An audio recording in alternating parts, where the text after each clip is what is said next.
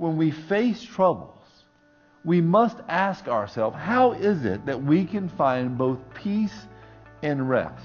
It seems to be that when we come to seasons of crisis, when we enter into times of worship, when we enter into times where we see who God is and what He's worth and return to Him what He's worth, that's how we're able to persevere through times of trial and tribulation and crisis.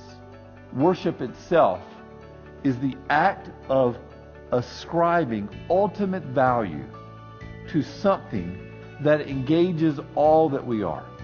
When we hear the word worship, our mind immediately goes to music. The problem is that worship is much more transcendent than that.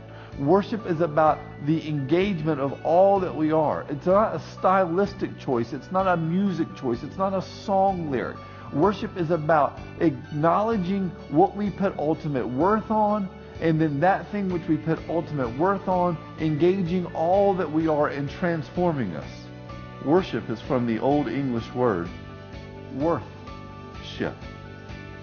And the psalmist is calling us to see what God is worth, so that when we fully understand the value of what God is worth, we can return to God the praise that only He is worth.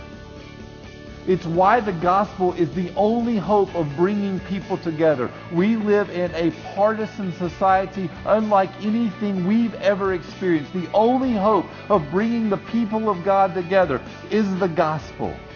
It's something that says, the time is coming. In fact, the time is now where people will worship me in spirit and truth. They will acknowledge who I am and return to me that which is due me, because all people already worship something. Worship isn't simply then shouting yes to the promises of God, but for the people of God, worship is also shouting no to our enemies' lies.